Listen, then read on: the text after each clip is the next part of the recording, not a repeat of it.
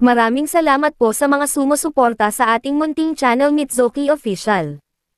Sa mga gustong mag-donate via GCash. Mga master, salamat. Paki-like, share and subscribe. Maraming salamat and God bless. Kabanata 3091. Kung ganoon, hindi ba mawawalan ng saysay ang lahat ng kanyang pagsisikap? Sa sobrang galit, sinampal ni Eustace si Nadia ng diretso sa kanyang mukha. Kasalanan mo ang lahat. Napakabagal mo. Bakit hindi ka magmadali at umalis? Gusto kong makita kang matagumpay na naiset up ang spell formation at ipadala ang lahat ng swerte at espiritual na enerhiya sa lahat ng base sa loob ng isang oras.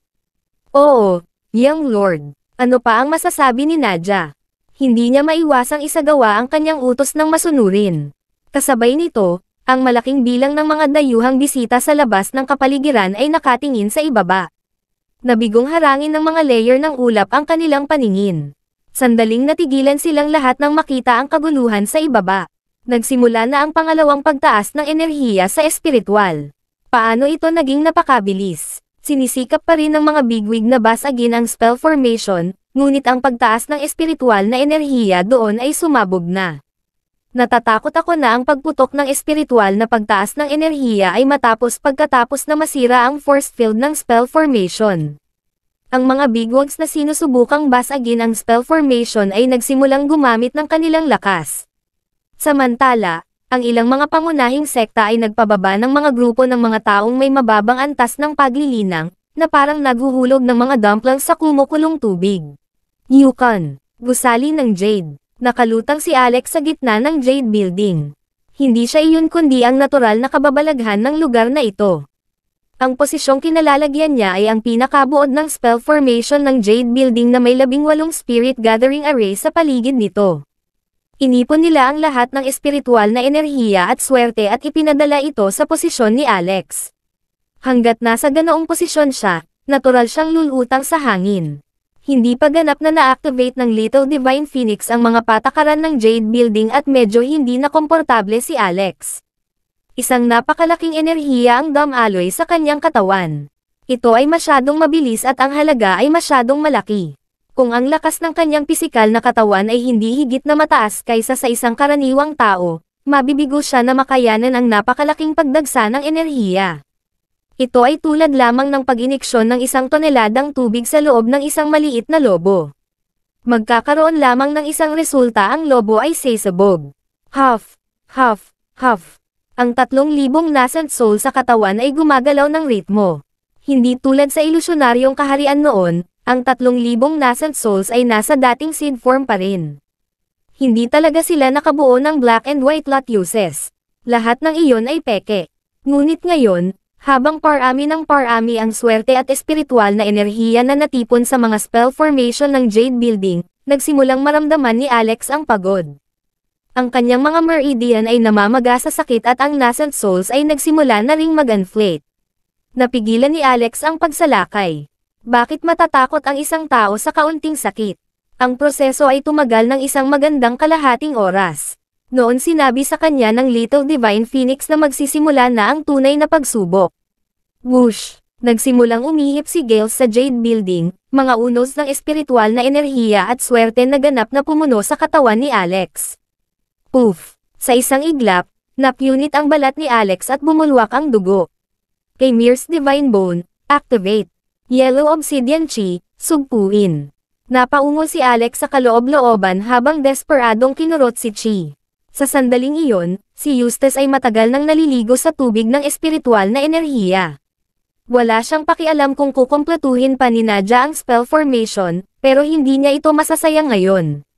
Di nagtagal, dumating si Nadia upang iulat na handa na ang pagbuo ng spell. Gumamit siya ng ibang paraan para i-connecta ang lahat ng santuwaryo. Ang pag-agos ng espiritual na enerhiya mula sa lahat ng mga santuwaryo ay aalisin. Gayunpaman, huminto ang tubig sa santuwaryo na ito pagkatapos niyang matapos ang kanyang talumpati. Ha? Ano ang nangyayari? Nadia, anong ginawa mo? Bakit mo pinawi ang pagtaas ng espiritual na enerhiya? Nagulat si Nadia. Hindi niya maintindihan ang dahilan sa likod nito. Malinaw na iniipon niya ang espiritual na enerhiya dito mula sa ibang mga lugar, ngunit bakit sa halip ay huminto ito? Kabanata 3072. Sa ilalim ng espesyal na magic seal ng Little Divine Phoenix, ang mga spell formation ng mga panuntunan sa Jade Building ng Yukon ay ganap na gumagana. Parami ng parami ang espiritual na enerhiya na natipon at bumulwak sa katawan ni Alex. Kung ang pag-agos ng espiritual na enerhiya mula sa iba't ibang mga santuwaryo ay parang isang geyser, kung gayon ang kasalukuyang pag-agos ng espiritual na enerhiya na natipon sa Jade Building ng Yukon ay isang pagsabog ng bulkan. Ang espiritual na enerhiya na nakondensed at nakompress ng mga spell formation ay sumugod sa mga meridian sa buong katawan niya bago sumugod sa 3,000 nascent souls. Ang ganitong uri ng sakit ay hindi kayang tiisin ng isang lalaki. Gayunpaman, ang kanyang katawan ay dumaan sa iba't ibang mga refinement, at hindi banggitin ang mga pagpapahusay na natanggap niya sa underworld.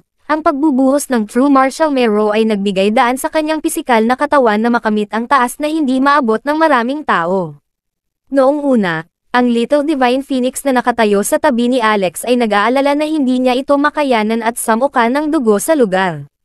Gayunpaman, hindi niya ito ginawa. Kahit na pumutok ng kaunti ang balat at umagos ang dugo sa una, mabilis na gumaling ang mga sugat na iyon sa kanilang sarili. Ang pinakamahalagang susi sa likod nito ay ang mga buto ng lotus sa loob ng 3,000 nascent souls. Sa ilalim ng pagpapala ng napakalaking espiritual na enerhiya at swerte, ang 3,000 buto ng lotus ay tila nabuhay.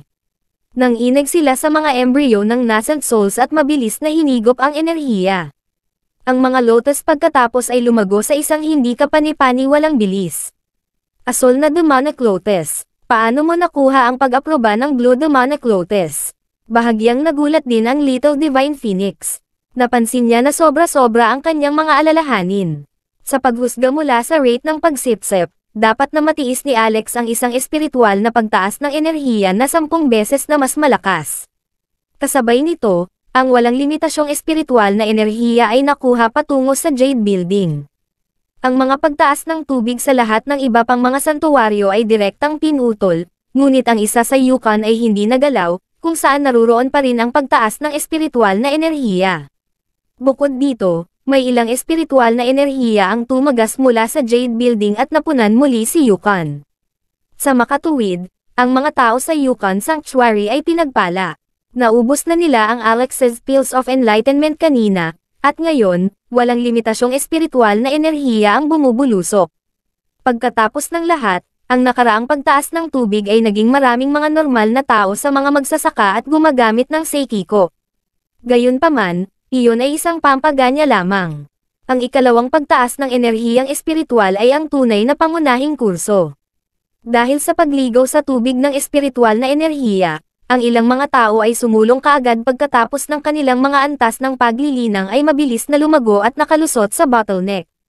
Ang ilang mga tao ay direktang nag-trigger ng lightning tribulation. Gayunpaman, isang kamangha-manghang eksena ang lumitaw. Ang mga light pillar na pumailan lang sa kalangitan mula sa Jade Building ay tila maaaring makaapekto sa lightning tribulation. Ang tribulation clouds ay nag-condensed sa kalangitan, ngunit dahil lang sa paglapit nila sa ilang light pillars na iyon, ang enerhiya ng tribulation clouds ay hinigop ng maglaon. Kaya naman, isang kakaibang phenomenon ang lumitaw sa mga tao sa Yukon Sanctuary. Ang mga taong nangangailangan ng tribulation crossing ay hindi kailangang maranasan ang lightning tribulation. Pagkatapos, ang gininto ang liwanag ng lightning tribulation ay direktang tumama. Ang tribulation crossing ay madali at ligtas ng walang gasgas. Sa kabilang banda, si Eustace, na talagang kumokontrol sa 12 ng mga santuwaryo, ay sisabog na sa galit. Ito ay lumabas na ang pagtaas ng espiritual na enerhiya ay nawala. Gaano kahusay ang pagtaas ng espiritual na enerhiya mula sa kombinasyon ng 12 ng mga santuwaryo. Ito ay magiging 5 beses na higit pa kaysa sa Yukon, ngunit ngayon, ang pagsabog ay nakakagulat na hindi nangyari sa alinman sa mga lugar na iyon. Naisip niya noong una na kasalanan ni Nadia at nabura niya ang espiritual na enerhiya dahil sa maling spell formation. Gayunpaman, ang pagsabog ay naganap sa ilang mga santuwaryo nang hindi na-install ang mga spell formation sa loob ng ilang sandali bago ito biglang nawala. Isinasaad nito na hindi si Nadia ang may kasalanan. Si Yukon. Ang mga light pillar sa itaas ng Jade Building ng Yukon ay hindi nawala. Dapat may mali dito. Ang Jade Building ay naharang ang espiritual na enerhiya at swerte sa lahat ng santuwaryo. Biglang naisip ito ni Eustace. Nang lumutang siya sa langit at tumingin sa eksena kung saan naglalabas ng liwanag ang Yukon's Jade Building, naging malamig ang boses niya. Sabi ni Nadja, "Young Lord, kung gusto naming marating ang Jade Building ng Yukon, kailangan naming dumaan sa Heavenly Stairs, pero alam na alam namin ang sitwasyon doon. Kahit 13 hakbang lang ang mararating mo, what more that aborigine from the wasteland. Kaya, sa palagay ko, hindi natin kailangang magpanik kahit na naharang ng Jade Building ang espiritual na enerhiya ng iba't ibang santuwaryo. Hanggat tinatanggal natin ang Yukon, ang espiritual na enerhiya ay mananatili sa iyo sa huli." Bahagyang gamaan ang pakiramdam ni Eustace matapos marinig ang mga salitang iyon. Pumunta tayo sa Yukon at tingnan. Hindi pa rin kumbinsido si Eustace, lalo na sa kaibuturan. Nakaramdam siya ng kaba, parang may mangyayari. Kabanata 3073. Kasalukuyang tumatawag si Alex kay Yukon. Nakuha rin niya ang suporta ng Little Divine Phoenix. Ilang sandali pa, pumasok silang dalawa sa airspace ni Yukon. Wala pa sila eksakto sa Yukon, pero kitang-kita nila ang sitwasyon sa Jade Building. Sa una, wala silang napansin, ngunit habang dumarami ang espiritual na pagtaas ng enerhiya na pumasok sa Jade Building, hindi na kayang suportahan ng mga pader ang bigat. Hindi lamang isang napakalaking dami ng espiritual na enerhiya ang bumalot sa Yukon Sanctuary, ngunit ang mga pader ng Jade Building ay nasa bingit ng pagbagsak. Sa huli, sila ay gumuho. Pagkatapos noon, nakita ni Eustace at Nadja ang eksenang nagpalaki sa kanilang mga mata sa galit. Sa kanilang pagtataka, nilalamon ni Alex ang hindi inaasahang espiritual na enerhiya sa Jade Building.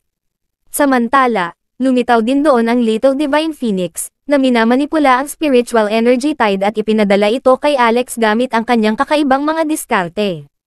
Paanong nangyari ta? Nagulat si Nadja. Her Highness is actually helping that brat. Hindi ba't sinabi niyang magiging neutral siya? Maingat niyang tiningnan si Eustace at napansin niyang hindi siya ganoon kaganda. Hindi pa niya nakita ang ngiting iyon. Sa sumunod na segundo, sumugod si Eustace sa direksyon ng Jade Building. Buzz! Hinaranggan siya ng force field ng isang spell formation sa himpapawid. Dagandong. Alex, lumabas ka. Munting Divine Phoenix, lumabas ka. Boom! Boom! Boom! Nalungkot si Eustace. Ilang libong taon na ang nakalipas at malinaw na siya ang binhi, kaya bakit nagbago ang isip ng Little Divine Phoenix sa oras na ito? Nakapagtataka, may ipinamigay siya na pag-aari niya. Bakit niya ginawa iyon at, ano ang karapatan niya? Ungol ng ligaw si Eustace. Kinuha niya ang Umbrella of Destiny at desperadong inatake ang force field. Tiyak na napansin ng mga taong naglilinang sa Yukon Sanctuary si Eustace at lahat sila ay nanginginig sa takot. Ang kaguluhan ay napakalakas na ang buong Yukon ay nanginag sa kanilang mga tuhod. Ano ang dapat nating gawin? Iyan ay si Eustace Underwood mula sa Stormer Sect.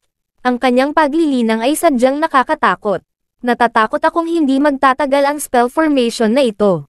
Sa kasamaang palad, ang pagbuo ng spell, na itinakda ni Alex na may libu-libong mga flag, ay nagsasangkot ng nilalaman na walang sinuman sa eksena ang matukoy. Sa makatuwid, hindi sila maaaring makatulong. Tumayo si Jade. Hindi dapat magambala si Alex ngayon sa kritikal na sandali na ito ay pipigilan ko siya. Tumayo din si Daya. Pupunta rin ako. Napatingin si Jade kay Daya. Sa pagkakataong iyon ay bahagya siyang natakot na salubungin ang kanyang tingin ng biglaan na para bang may nagawa siyang mali sa kanya. Pinigilan sila ni Lorelai. Hawakan ang iyong mga kabayo. Ang lakas ni Eustace Underwood ay higit pa sa iyong imahinasyon. Natatakot ako na mapatay kanya gamit ang isang kaway ng kanyang kamay. Mas mabuti pang pumunta na ako. Sis, samahan na kita. Sabi ni Lila. Tapos, dumating din si Nebula. Hindi na kailangan. Mag-isa lang akong pupunta. Iniwan ni Lorelai ang force field na mag-isa at nagmamadaling pumunta kay Eustace. Pinaalalahanan ni Nadja si Eustace, "Young Lord, Lorelai is here."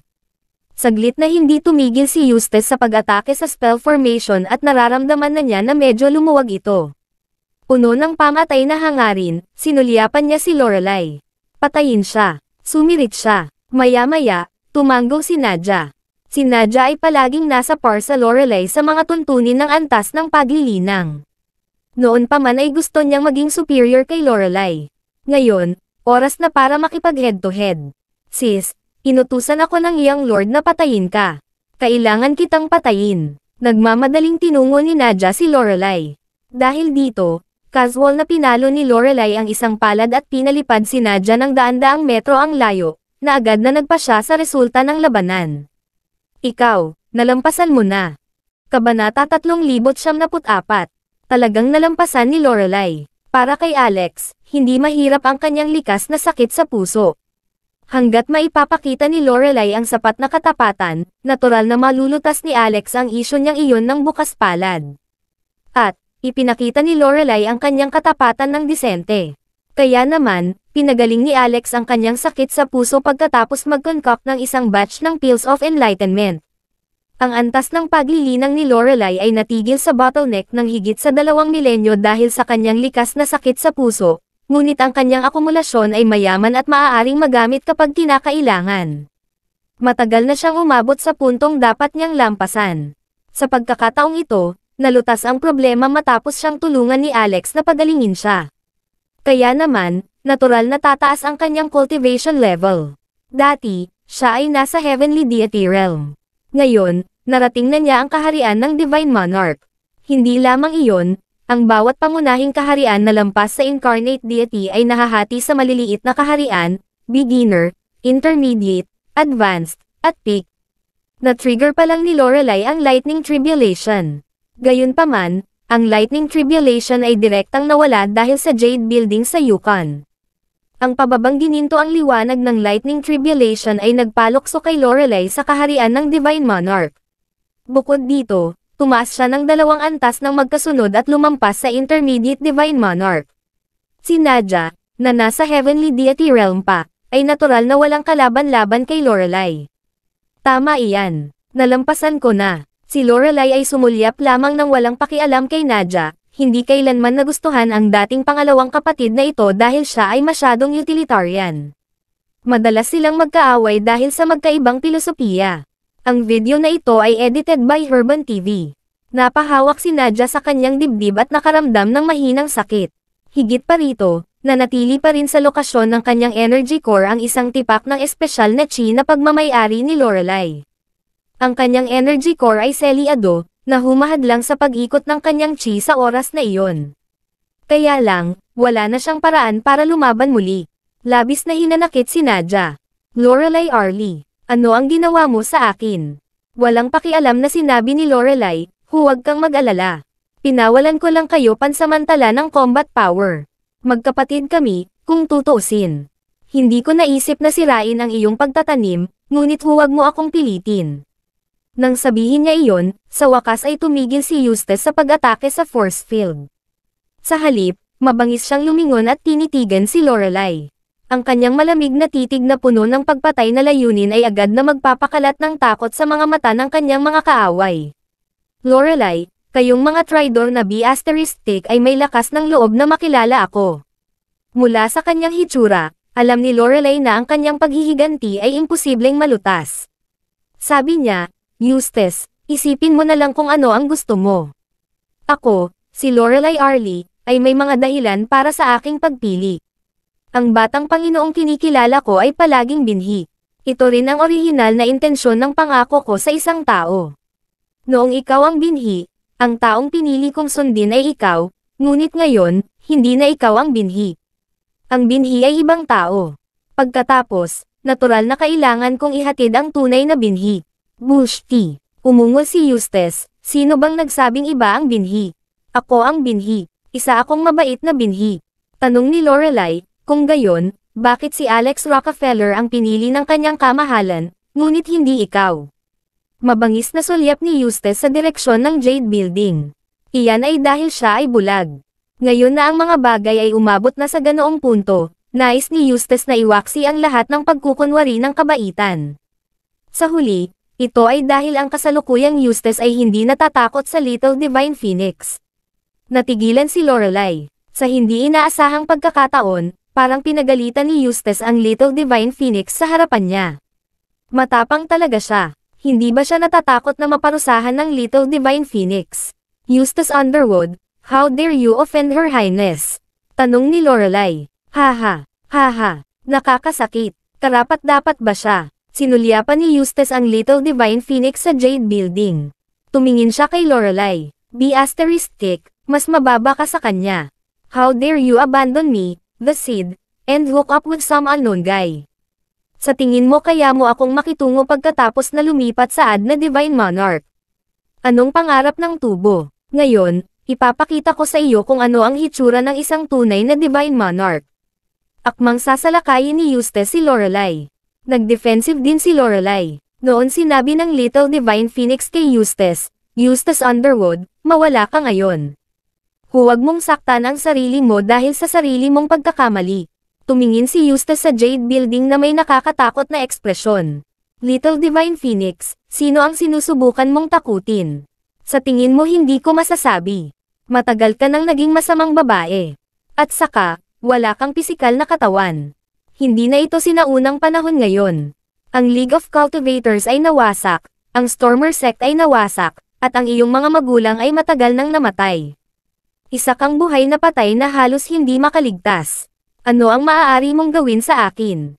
Hindi ibinuka ng Little Divine Phoenix ang kanyang bibig. Maingat na sumigaw si Lorelai, Eustace Underwood, gaano kakalakas ng loob na hindi gumalang sa kamahalan. Ano ngayon? Siya ay bumalik sa kanyang salita sa unang lugar. Sino pang bullshitting be asterisk ang nararapat sa aking paggalang? Haha, sa kasamaang palad, wala siyang pisikal na katawan sa lahat ng mga taon na ito, kung hindi, matagal ko na siyang natulog. Kabanata 3095. Lalong hindi kaaya-aya ang pagsasalita ni Eustace. Hindi pa nakaranas ng ganoon ang Little Divine Phoenix, kaya halos sumabog siya sa galit. Gayunpaman, kailangan pa rin niyang protektahan si Alex. Sa sandaling iyon, nagkusa si Lorelai at binatikos si Eustace. Kumakagat ka ng higit sa kaya mong nguya. Tumalikod si Eustace at marahas na hinampas ng smack. Nakahanda na, pinakawalan ni Lorelai ang lahat ng kanyang cultivation base ng Intermediate Divine Monarch. Sa isang maikling sandali, ang walang katapusang mga alon ng nakasisilaw na mga bituin at karagatan ng mga batas ay sumugod patungo sa Eustace. Paano makikipagkompetensya ang liwanag na kasing laki ng butil sa maliwanag na buwan? Malamig na sambit ni Eustace. Pareho silang nagpalitan ng suntok sa unang pagkakataon. Isang malakas na boom ang umalangaw-ngaw. Sumabog ang hangin, yumanig ang kalawakan, at marahas na ng inig ang force field. 3 hakbang paatras si Eustace. Sa kabilang banda, si Lorelai ay pinalipad ng 300 metro, na nagbuhos ng dugo sa hangin. Ganon pa man, bahagyang nagulat si Eustace. Lorelai, hindi ko inaasahan na ang iyong paglilinang ay bumuti ng husto. Naabot mo na ang Intermediate Divine Monarch, ngunit mas mababa ka pa rin sa paningin ko, traitor. Mamatay ka na lang. Ginamit niya ang Umbrella of Destiny. Siya ay nasa search control ng tadhana kapag lumabas na ang Umbrella of Destiny. Nagpatawag si Lorelai ng 3 lumilipad na espada at hinarang ito ng husto. Kumalabog, kumalabog, kumalabog. 3 malulutong na tunog ang maririnig. Halos sabay na pinutol ang 3 lumilipad na espada ni Lorelai. Ang Umbrella of Destiny ay nakabalot kay Lorelai na may life and death thread. Sis, ingat ka. Sabay na dumating sina Lila at Nebula. Nilabanan ng 3 magkakapatid ang nakamamatay na galaw ng Umbrella of Destiny. Whoosh, whoosh. Ang mga sandata ni Lila at Nebula ay sabay na hamarang sa thread ng buhay at kamatayan. Sa kasamaang palad, ang mga armas ng parehong partido ay hindi sa parehong antas. Naputol ang mga sandata ni Lila at Nebula sa isang kisap mata. Gayunpaman, nagawa nitong mabili ang 3 babae ng kaunting panahon para makatakas sa thread ng buhay at kamatayan. Ganun pa man, mukhang kawawa ang 3 babae. Maraming bahagi ng kanilang mga damit ang naputol, na nag-iwan ng maraming sugat sa kanilang mga katawan. 3 taksil. Mamatay na lang kayo ng sabay. Umungol si Eustace nang muli siyang kumilos. Muling tumama ang Umbrella of Destiny. Sa pagkakataong ito, 3 life and death thread ang pinakawalan. Ang katawan ng isang tao ay hindi makayanan ang pag-atake ng isang banal na artifact sa antas na iyon. Ang tatlong Diyosa ay hindi napigil ang tumalikod at tumakas. Noon ay sumugod ang iba pang iilang kasambahay ni Eustace mula sa ibang lugar at hinaranggan ang kanilang ruta sa pagtakas sa tamang oras. Nadala ang boses ng Little Divine Phoenix. Eustace Underwood, itigil ang pagiging hindi nagsisisi. Naniniwala ka bang papatayin kita gamit ang Immortal Slaying Sword? Umungol si Eustace, tumahimik ka nga, be asterisk. Sa tingin mo hindi ko alam. Hindi mo ako maaaring patayin gamit ang Immortal Slaying Sword mo. Mamatay. Si Lorelai at ang iba ay mukhang nawalan ng pag-asa. Maya-maya lang, dalawang figure ang sumugod palabas ng force field. Buzz. Isang martilyo na kasing laki ng bundok ang dumating sa isang iglap at hamarang sa thread ng buhay at kamatayan. Ito ang pinakamataas na sandata, ang Martello Celia. Kabanata 3,906. Nagmamadaling lumabas ng force field sina Jade at Daya. Sinisikap ni Lorelai at ng iba pa na bumili ng oras para kay Alex. Ang isa sa kanila ay ang amo ni Alex, samantalang ang isa ay ang kanyang asawa. Wala silang dahilan para maghintay sa loob ng force field at mag-obserbo mula sa gilid, at hindi nila magawang panoorin si Lorelai at ang iba pang mga babae na nalalanta. Ang Martello Celia ay hindi isang ordinaryong banal na artifact. Hindi rin ito ordinaryong sandata ng Supreme. Ito ang pinakamataas na kayamanan ng Titan Tribe. Buhay pa si Lolo Hammer sa loob. Buzz. Ang mga thread ng buhay at kamatayan ay bumabalot sa kanilang sarili sa paligid ng Martello Celia. Sinubukan nilang putulin ito, ngunit hindi madaling maputol ang Martello Celia. Nagliyab ang mga bilog na sinulid ng apoy, na ibinubuga ng mga sinulid ng buhay at kamatayan habang pinuputol si Martello Celia. Ngunit wala sa kanila ang maaaring gumawa ng anuman tungkol sa isa pa. Ang Umbrella of Destiny ay hindi maaaring putulin ang Martello Celia, habang ang Martello Celia ay hindi masira ang mga hibla ng buhay at kamatayan. Pare-pareho silang pinagtagpo. Gayunpaman, naligtas si Lorelai at ang iba pa. Nanlaki ang mga mata ni Nadia sa galit habang inutusan ang kanyang mga subordinate na kapatid na babae na salakayin si Jade at ang iba pa. Noong panahong iyon, si Eustace ay nagtanim ng matinding paghihigpit sa mga natitirang kapatid na babae upang wala sa kanila ang lumaban. Sa sumunod na segundo, sumiklab ang magulong labanan. Frenzy Vines, maglabas ng nakamamatay na lason. Si Daya ay isang mapagmanipulang kalaban. Hindi mabilang na mga baging ang lumitaw mula sa lupa at ginulo ang mga taong umaatake gamit ang mga mystical na kasangkapan. Nang makita ni Lorelai at ng iba pa na hindi nila matulungan si Jade, tumalikod na lang sila at tinulungan si Daya. Gayunpaman, sila ay mas marami. Medyo dahado sila sa labanan. Nang makita ng mga tao sa force field na hindi sila okay, pumunta sila para magbigay ng kamay. Kaagad pagkatapos, si Maya, Beatrice, ang Fairy Doctor, Gilbert, at Pixie ay nagkusa na lumaban. Oink! Oink! Sa tingin nyo ba isa akong walang kapangyarihang baboy kung hindi ako papasok? Sigaw ni Pixie at nagpakawala ng light beam attack mula sa bibig nito sa malayo. Kahanga-hanga ang ideal nito, ngunit nauwi ito sa paghihirap. Ang mga nasasakupan ni Eustace ay nasa deity tier. Lumapit ang kalaban na may dalang espada. Hindi lamang nabasag ng espada ang sinag mula sa bibig ni Pixie, kundi tumama rin ito sa ulo nito. Kung hindi ito tumakas ng napakalayo sa napakabilis na bilis, nalaglag na ang ulo nito. Nakatakas man ito ay nalaglag ang isang tenga nito na naging sanhi ng pamumulan nito sa sakit. Sa huli, hindi nito maiwasang umatras. Hindi ito maaaring lumahok sa labanan sa antas na iyon. Bam! Malakas na bumagsak si Maya sa lupa na may mahabang sugat ng espada mula sa kanyang dibdib hanggang sa kanyang hita. Kung hindi siya binigyan ni Alex ng isang napakalakas na defensive magical treasure, ang suntok ay mamamatay sa kanya. Si Beatrice ay nailigtas ni Lorelai, ngunit siya rin ay malubhang nasugatan. Umungol si Nebula, sino ang nagsabi sa inyo na lumabas kayo? Bakit hindi ka bumalik? Sa iyong cultivation, nililigawan mo lang si kamatayan. Bumalik ka. Hinarang ng tatlong babae ang mga pag-atake ng kanilang mga dating kapatid na babae habang pinababalik ang mga taong iyon. Gayunpaman, ang natitirang sitwasyon ay mas mapanganib. Mga ate, hindi mo ba nakikita? Nasa loob ng Jade Building ang kamahalan. Pinili niya si Alex Rockefeller, na nagpapatunay na si Eustace Underwood ay hindi kwalipikado na maging binhi. Gusto mo pa rin bang sundan siya? Si Alex Rockefeller ang tunay na binhi. Nanawagan si Lorelai sa mga kapatid na babae na umaasang babalik sila ng bagong dahon. Tumawa si Nadja. Lorelai, huwag mong sayangin ang oras mo. Lahat sila ay pumirma ng soul contract sa Young Lord, kaya hindi nila siya maaaring ipagkanulo. Gaanong kasuklam-suklam? Kasuklam-suklam. Magsampa ng reklamo kay Hades kapag patay ka na. Tapusin mo na sila. Tapusin mo sila. Kinubkob ng 8 kalaban sa antas ng Diyos si Lorelai at ang iba pa. Kahit na si Lorelai ay isang intermediate divine monarch, medyo napagod siya.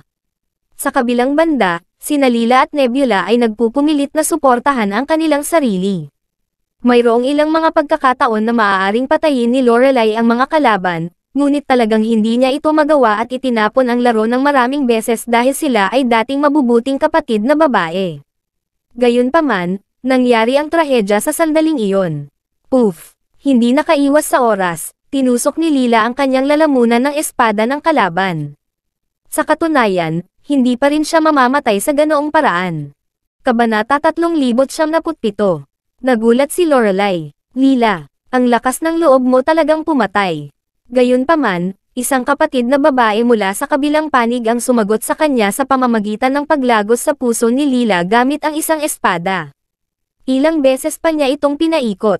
Blurred. Tumalsik ang dugo sa leeg ni Lila, at dumudugo ng husto ang puso niya. Sis, tayo ay maging magkapatid muli sa kabilang buhay. Dahan-daang yumoko si Lila habang nakahawak sa leeg niya. Lila, nagsisi si Lorelai. Ang pumatay kay Lila ay isang tao na dati niyang iniligtas. Dahil dito, ang kanyang kapatid na babae ay namatay sa rhythm para sa kanyang kabaitan. Ngayon, ang ating kapatid na babae ay mapuputol, at ang ating buhay ay magpapasya sa pamamagitan ng kalooban ng langit. Ngumisi si Nadja. Lorelai Arlie, pareho tayong hindi makakasama noon pa man. Ikaw lang ang pinakawalang muwang. Ikaw ang unang taong papatayin ko. Ungol ni Lorelai. Namumula ang mga mata ni Lorelai habang nag-iisang sumugod sa battle circle.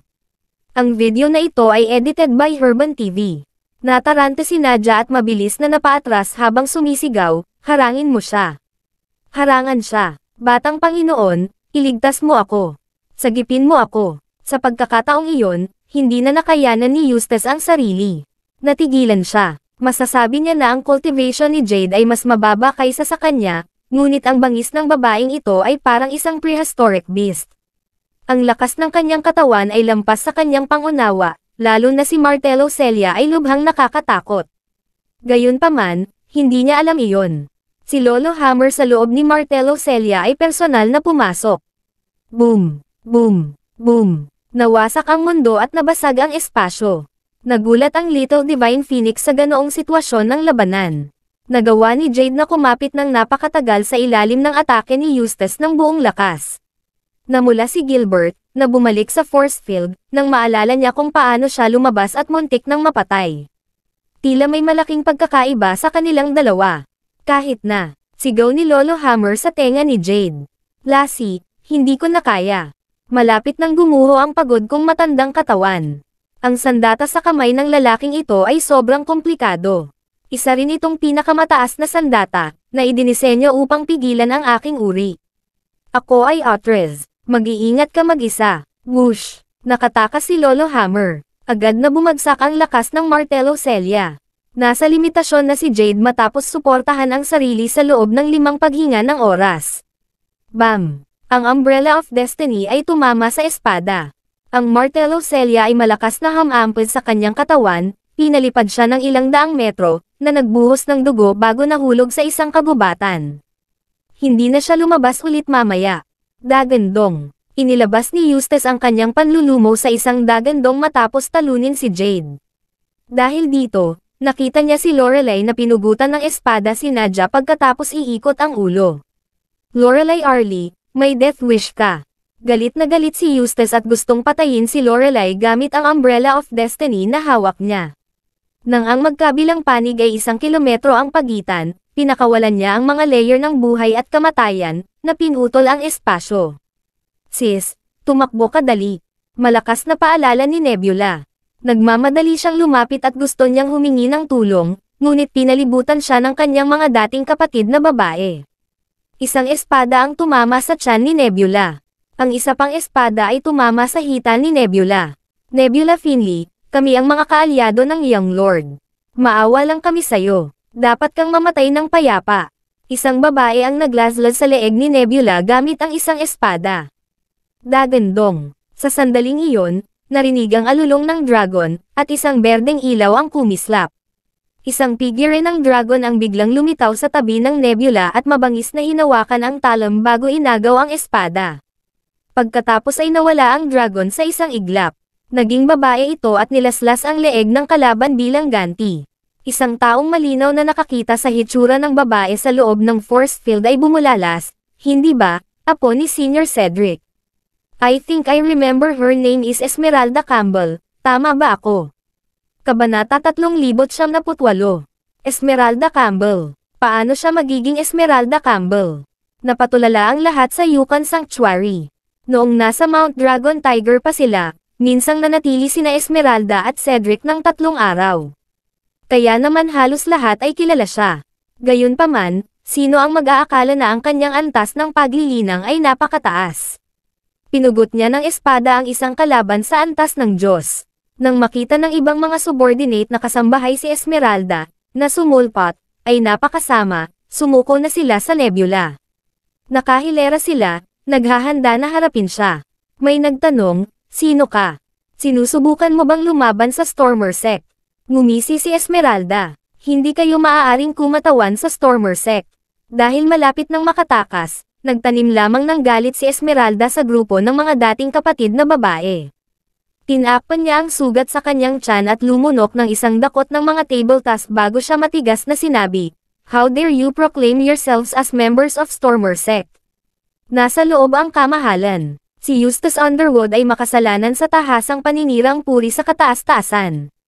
Isa na siyang taksil sa Stormer Sect. Ang lahat ng mga miyembro ng Stormer Sect ay dapat manghuli sa kanya.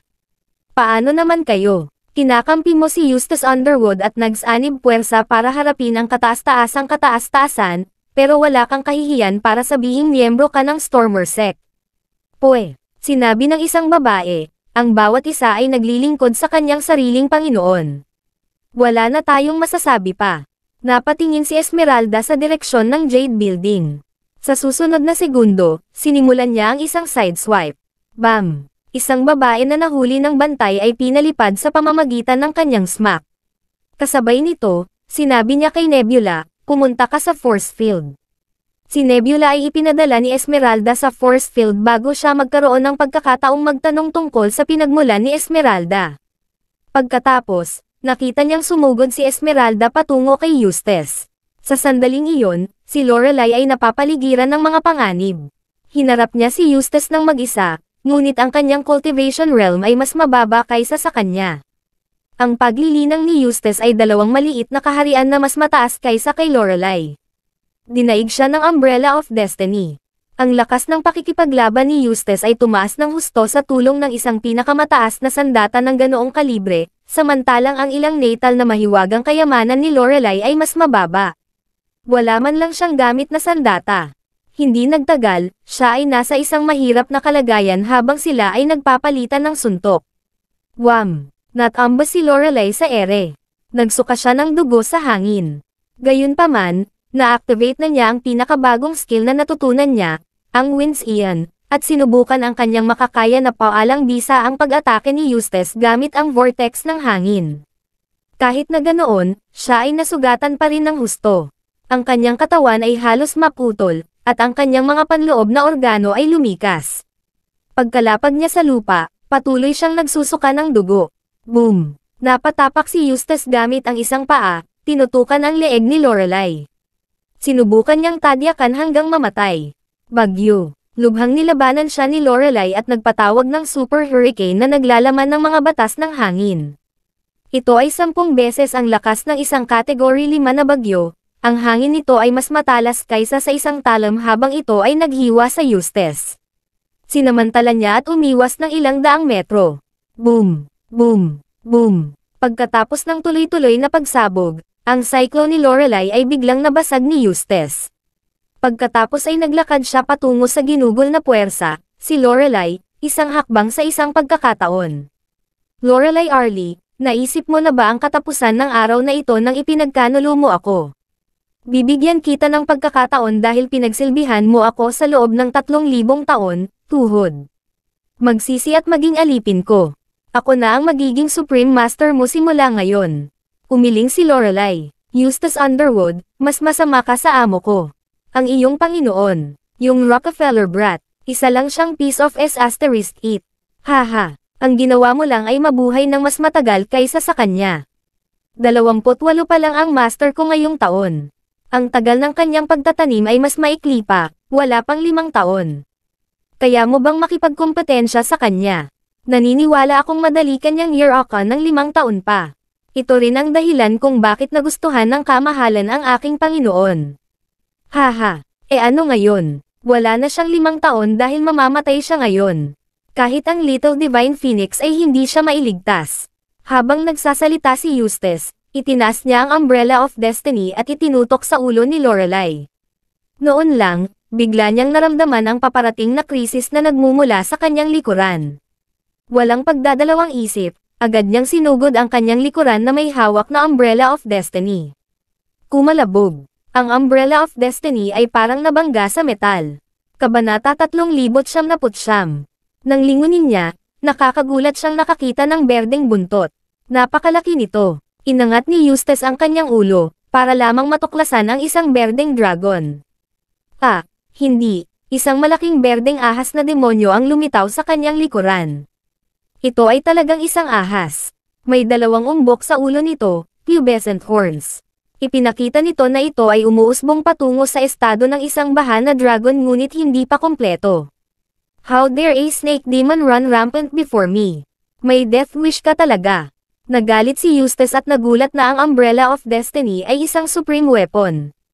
Nang salakayin niya ang buntot ng berdeng ahas, hindi niya ito nabali. Sa halip, pinatumba niya ang ilang kaliskis. Ang katawan ng demonyong ito ay mas malakas kaysa sa isang karaniwang dragon.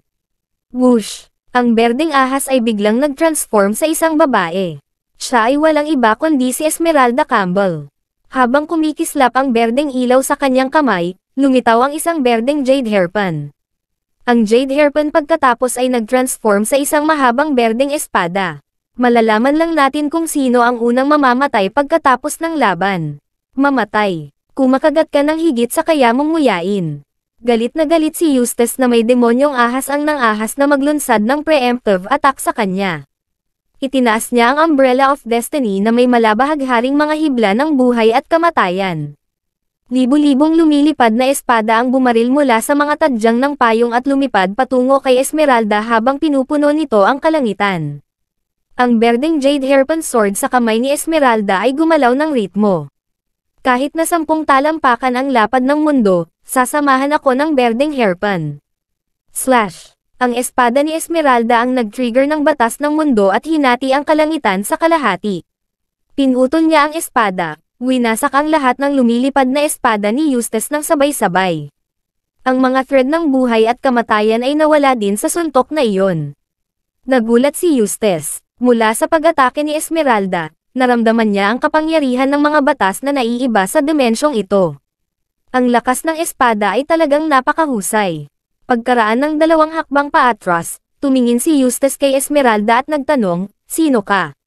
"Ako ang binhi." Dahan-daang sabi ni Esmeralda. "Ano?" Nagulat si Eustace. "Paano ka rin naging binhi?" "Ito ay imposible. Ako ang binhi. Isa kang impostor." Tiningnan ni Esmeralda si Esmeralda ng masama habang inisyan, "Sa tingin mo ba ikaw lang ang binhi sa wasteland?" Natarante si Eustace. Walang ibang paraan. Gamit ang jade hairpin sword sa kanyang likod, si Esmeralda ay nagmukhang magiting at kakilakilabot.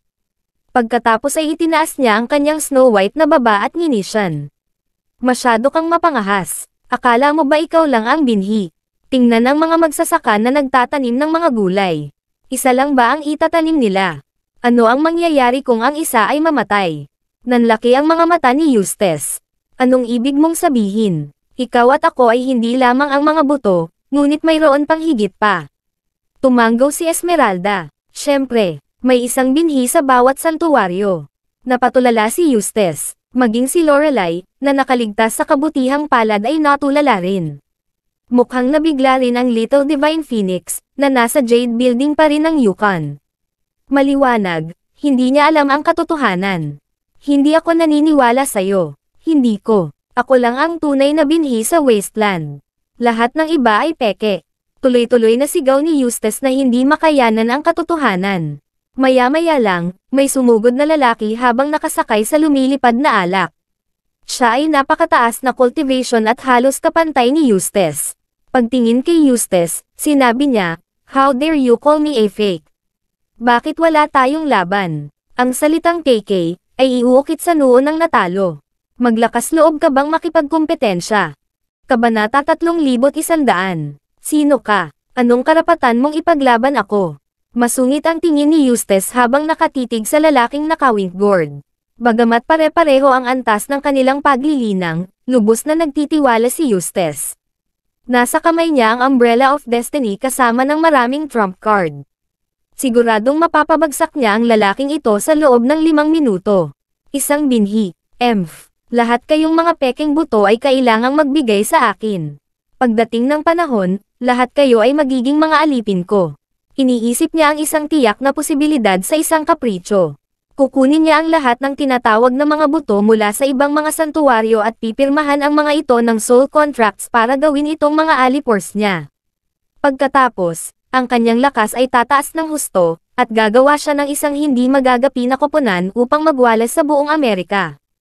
Kahit na ang mga geyser na iyon sa kabila ng langit ay bumaba, papatayin niya sila hanggang sa punto na tumakas sila ng walang tigil. Sa isiping iyon, natuwa si Eustace. Pagtingin niya sa lalaking nakaalak, naramdaman niyang nakatingin siya sa kanyang mga alagang hayop. Agad niyang sinabi, "Bakit hindi ako maglalakas loob na makipagkompetensya sa iyo?" Gayunpaman, talagang laro ng bata ang pag-ukit ng pekeng sa noo ng laser. Kahit na ang isang 3 taong gulang na bata ay hindi gustong tumaya doon. "Tumaya ng mas malaki kung gusto mo." Sinabi ng lalaking nakaalak, "Paano mo gustong tumaya?" Sinabi ni Eustace, ang natalo ay pumipirma ng isang soul contract kasama ang nanalo at magiging alipin sa natitirang bahagi ng kanyang buhay. Ano? Laking gulat ng lalaking nasa alak nang marinig ang mga salitang iyon.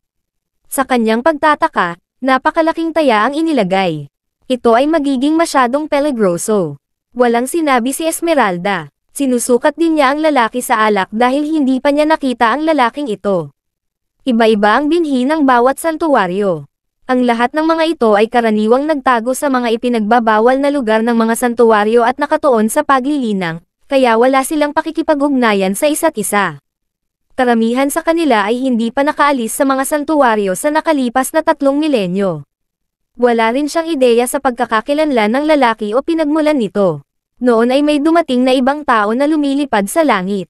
Sa ilalim ng kanyang mga paa ay isang dilaw na bandila na umalalay sa kanya sa napakabilis na bilis.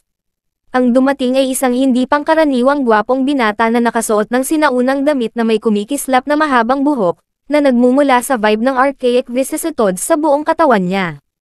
Lumulutang sa langit, tumingin siya kay Eustace at sinabing, "Bakit hindi ako pumusta sa iyo na ang matatalo ay magiging alipin sa natitirang bahagi ng kanyang buhay?" Napatingin si Eustace sa lalaking iyon.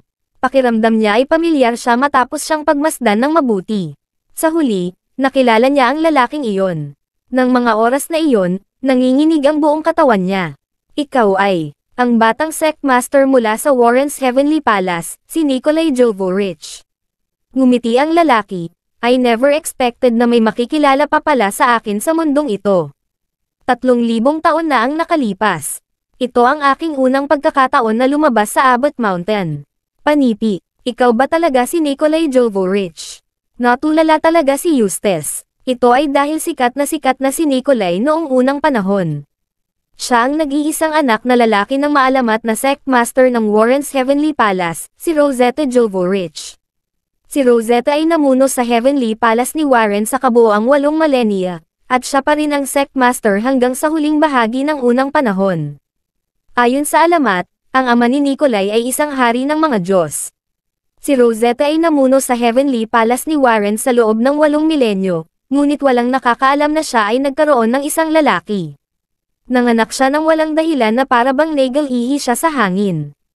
Bukod dito, siya ay napakatalino at nakapasok sa kaharian ng Diyos sa murang edad.